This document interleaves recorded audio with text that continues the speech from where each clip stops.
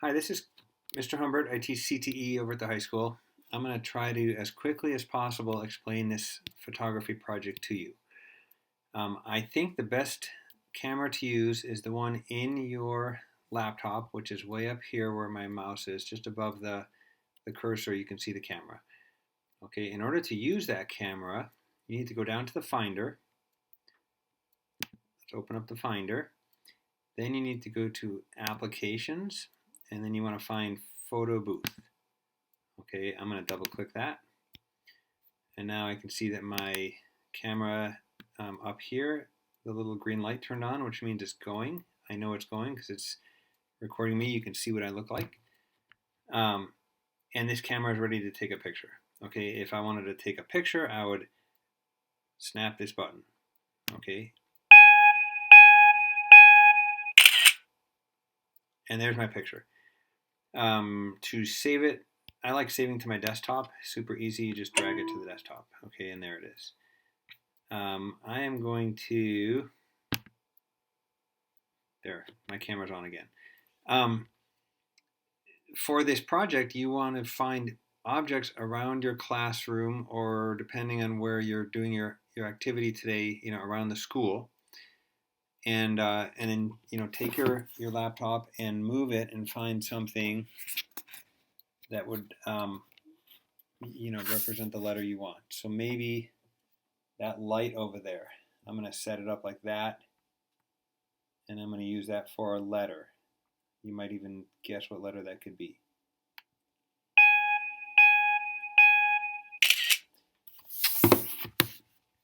Okay, I'm going to drag that picture down here. Okay, and now this is the picture I want to work with. Now that I have this picture, and I'll just keep this on, then you can see me while I talk. I want to edit this picture. I'm going to cut everything out of the picture except that light that I wanted. So I'm going to two-finger click, open with, preview. Okay, there's my picture. I only want that though. Okay, I don't want this guy over here. So to edit that, you click this little button up here that looks like a highlighter. See markup.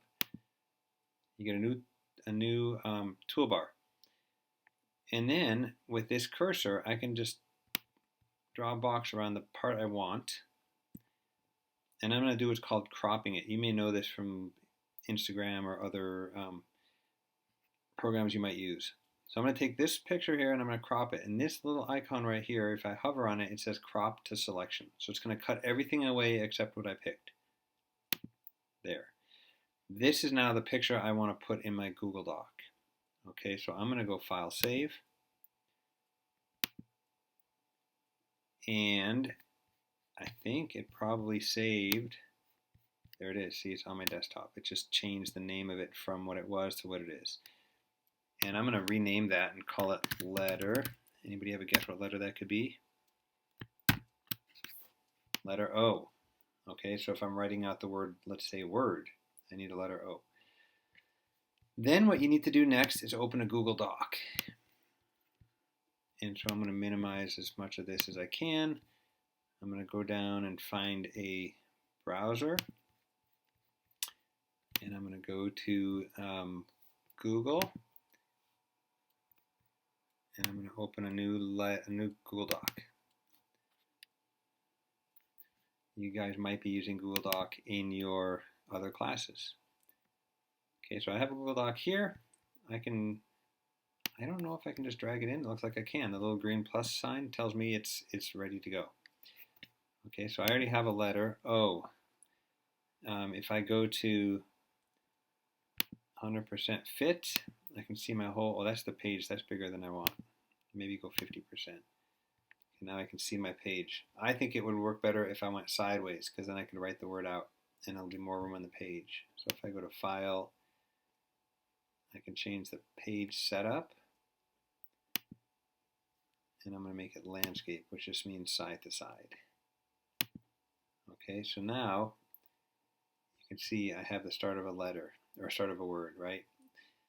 If I wanted to write my own name, I would write CHRIS.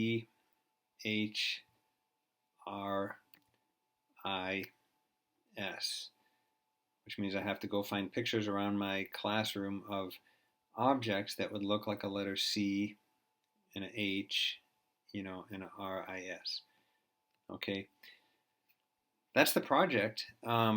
Once you're done, then you're going to want to go File. You could download it to your computer. You could save it. It's already saved, I guess, in your Google Drive, so you could just name it. Let's call it Picture Word. Okay, and it's in my drive now. And then depending on what your teacher wants you to do, you could print these and hang them in your classroom. You could print them and bring them home. You could, I don't know if they're going to have you submit it for a grade, but that's really the whole project. A lot of it is going to be trying to be creative and find objects in your classroom that you can change, that you can use to represent letters. Okay, hope you enjoy this and be creative. Find objects that you can photograph and capture and use to represent letters.